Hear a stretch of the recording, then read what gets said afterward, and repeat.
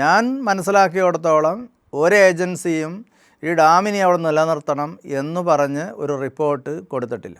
ആകപ്പാടെ കൊടുത്തിരിക്കുന്നത് എംബോർഡ് committee report. നേരത്തെ പറഞ്ഞ് ആ എംബോർഡ് കമ്മിറ്റി റിപ്പോർട്ട് മാനിപ്പുലേഷൻ. ഒരു എക്സാമ്പിൾ പറഞ്ഞാൽ ഞാൻ പറഞ്ഞില്ലേ PMF ഫിക്സേഷൻ ശരിക്കും ഒരു 100 വർഷത്തെ, അതായത് 1924 ഫ്ലഡാണ് PMF ഫിക്സ് ചെയ്യണതിന് കൺസിഡർ ചെയ്തിരുന്നെങ്കിൽ ഈ ഡാം ഇങ്ങനെ പറ്റില്ല.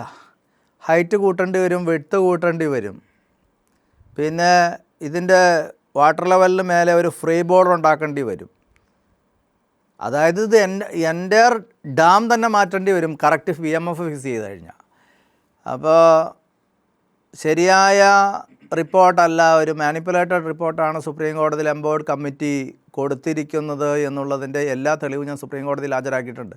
അതുപോലെ ഇനി ഈ ഡാം ഒരു നിമിഷം പോലും അവിടെ വെച്ചുകൊണ്ടിരിക്കാൻ പറ്റത്തില്ല. കാരണം എന്ന് വെച്ച് കഴിഞ്ഞാൽ കേരളം 84 ഡാംസ് പണിത് വെച്ചിട്ട് ഡാം ഇൻഡ്യൂസ്ഡ് എർത്ത്ക്വേക്കിൻ്റെ ഒരു സ്ഥലമാണ്.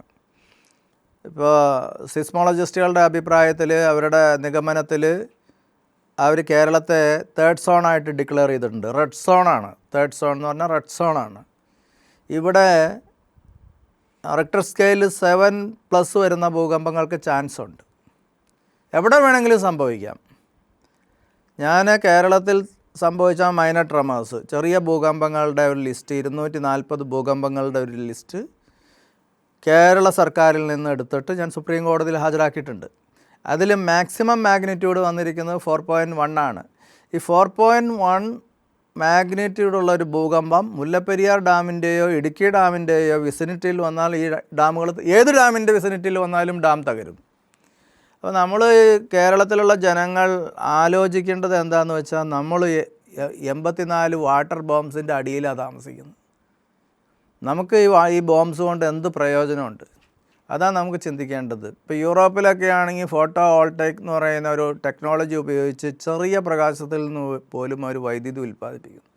നമ്മുടെ ഇവിടെ സൂര്യാഘാതം വരുന്ന രീതിയിലുള്ള വെയിലുണ്ട്, സൺലൈറ്റ് ഉണ്ട്, അത് നമ്മൾ വേസ്റ്റാക്കി കളയുന്നു. അതുപോലെ യൂറോപ്പിലൊക്കെ ആണെങ്കിൽ അവിടെ യാത്ര ചെയ്യുന്നവർക്കറിയാം,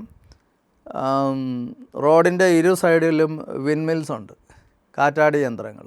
ഇവിടെ കന്യാകുമാരി മുതൽ കാസർഗോഡ് വരെ സീഷോറുണ്ട്. ഈ കടലിൽ വിൻമിൽസുകൾ സ്ഥാപിക്കാൻ പറ്റും. കടലിൽ തന്നെ ഫ്ലോട്ടിംഗ് സോളാർ പാനൽസും അല്ലാത്ത പാനൽസും വെക്കാൻ പറ്റും. ഇപ്പോൾ തന്നെ വൈദ്യുതി ഉൽപ്പാദിപ്പിക്കുന്ന കുറച്ചുകൂടെ ഡെവലപ്ഡ് ആയിട്ടുണ്ട്. അതിനെക്കുറിച്ച് പഠിക്കുന്നവർക്കറിയാം. ഇപ്പം അതിനേക്കാൾ എളുപ്പത്തിൽ വൈദ്യുതി ഉൽപ്പാദിപ്പിക്കുന്ന രീതിയിലുള്ള ടെക്നോളജി, കാറ്റിൽ നിന്നും സൂര്യപ്രകാശത്തിൽ നിന്നും ആധുനിക സാങ്കേതിക വിദ്യ ഉപയോഗിച്ച് കുറേ കൂടി അഡ്വാൻസ്ഡ് ആയിട്ട് ഉൽപ്പാദിപ്പിക്കുന്ന സംവിധാനങ്ങൾ കണ്ടെത്തിയിട്ടുണ്ട്. അതൊന്നും നമ്മൾ പ്രയോജനപ്പെടുത്തുന്നില്ല. നമ്മൾ പ്രകൃതിയെ നശിപ്പിച്ചുകൊണ്ട്, ഇപ്പം മുല്ലപ്പെരിയാർ ഡാം തന്നെ 64 സ്ക്വയർ കിലോമീറ്റർ സ്ഥലമാണ് വെള്ളത്തിൽ, ഫോറസ്റ്റാണ്, വനമാണ് വെള്ളത്തിനടിയിലാക്കിയത്. ഇടുക്കി 65 സ്ക്വയർ കിലോമീറ്റർ സ്ഥലം.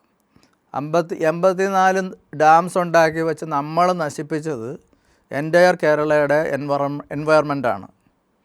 അത് പ്രകൃതി സഹിച്ച് ഏറെ നാൾ നിൽക്കില്ല. കാരണം എന്ന് വെച്ചാൽ ഈ വെള്ളമൊക്കെ ഒരു ക്രമത്തിൽ കടലിൽ പതിച്ചാലാണ് കടലിൽ സീവീഡ്സ് വളരുള്ളൂ, കടൽ ജീവികൾ വളരുള്ളൂ, മത്സ്യസമ്പത്ത് വളരുള്ളൂ. അങ്ങനെ ഒരുപാട് കാര്യങ്ങളുണ്ട്. ശുദ്ധജലം കടലിലേക്ക് പതിച്ചേ പറ്റൂ. അത് പതിക്കാതെ പ്രകൃതി വിരുദ്ധതയുണ്ട്, ഡൈവേർഷനുണ്ട്, പല കാര്യങ്ങളുമുണ്ട്. ഡാംസ് തന്നെ, ഡാമിനെ തന്നെ പറ്റി പറയുകയാണെങ്കിൽ every dam is A water bomb. മനസ്സിലായി? അപ്പോൾ അതുണ്ടാക്കി വെച്ച് പ്രകൃതിയുടെ ഇക്വിലിബ്രിയം തകരാറിലാക്കിയിട്ടുണ്ട്. അപ്പോൾ പ്രകൃതി തിരിച്ചടിക്കാൻ സാധ്യതയുണ്ട്. അത് നമ്മൾ സൂക്ഷിക്കണം. ഏത് നിമിഷവും, ഇപ്പം ഞാനീ പറയുന്ന ഈ നിമിഷം പോലും ഈ ട്രാജഡി ഉണ്ടാവാം. ഈ പാലക്കാട് ചിറ്റൂർ താലൂക്കിൽ നല്ലേപ്പള്ളി എന്ന് പറയുന്ന ഒരു സ്ഥലമുണ്ട്. അവിടെ 1900 ഭൂകമ്പം ഉണ്ടായി. അത് കോയമ്പത്തൂർ ഭൂകമ്പം എന്നറിയപ്പെടുന്നത്. ആ ഭൂകമ്പം വീണ്ടും ആവർത്തിച്ചേക്കാം 4 വർഷത്തിൽ. ഇത് 2026 2030 മുമ്പ് ആവർത്തിച്ചേക്കാം, റിപ്പീറ്റ് ചെയ്യപ്പെടാനുള്ള സാധ്യത വളരെ കൂടുതലാണെന്ന് സിസ്മോളജിസ്റ്റുകൾ പറയുന്നുണ്ട്. അത്തരം ഒരു അന്ന് ഞാൻ നേരത്തെ പറഞ്ഞ പോലെ ഇത്രയും ഡെവലപ്ഡ് അല്ല, ഇത്രയും കെട്ടിടങ്ങളില്ല, ഫാക്ടറികളില്ല, ഇത്രയും ഡാംസും ഇല്ല. ഇന്ന് അങ്ങനെ ഒരു ആ പ്രഭവ കേന്ദ്രം തന്നെ വെച്ചിട്ട് ഒരു ഒരു എർത്ത്ക്വേക്ക് ഉണ്ടായി കഴിഞ്ഞാൽ കേരളം തീർന്നു. അതുപോലെ തന്നെ എറണാകുളത്ത് വൈറ്റില ഒരു എപ്പിസെൻ്ററാണെന്ന് പറയപ്പെടുന്നു. അവിടെ 7+ വരുന്ന ഭൂകമ്പം ഉണ്ടാകാൻ സാധ്യതയുണ്ടെന്ന് പറയുന്നു. ഇപ്പോൾ നമ്മുടെ ഗവൺമെൻറ് ഡെവലപ്മെൻറ്റ്സിനെ കുറിച്ച് പറയുന്നു. എല്ലാ ഡെവലപ്മെൻറ്റ്സും നമ്മൾ ഉണ്ടാക്കി വച്ചിരിക്കുന്നത് ഈ വാട്ടർ ബോംബ്സിൻ്റെ അടിയിലാണെന്ന് ഓർക്കണം. ഈ ബോംബുകൾ ഓരോന്നോരോന്നായിട്ട് നിർവീര്യമാക്കപ്പെടണം. എനർജിക്ക് വേറെ സോഴ്സസ് കണ്ടെത്തണം. ഇപ്പോൾ തമിഴ്നാടിനോട് നമ്മൾ പറയുകയാണ്, നിങ്ങൾ 468 കോടി രൂപയുടെ ഇലക്ട്രിസിറ്റി ഞങ്ങൾക്ക് തന്നില്ലെങ്കിൽ ഞങ്ങൾ വെള്ളം തരില്ല എന്ന് പറഞ്ഞാൽ തീരുമാനം ഉണ്ടാവും. അതെങ്കിലും പറയാൻ ആർജവമുള്ള ഒരു ഗവൺമെൻറ് ഇവിടെ ഉണ്ടാവണം.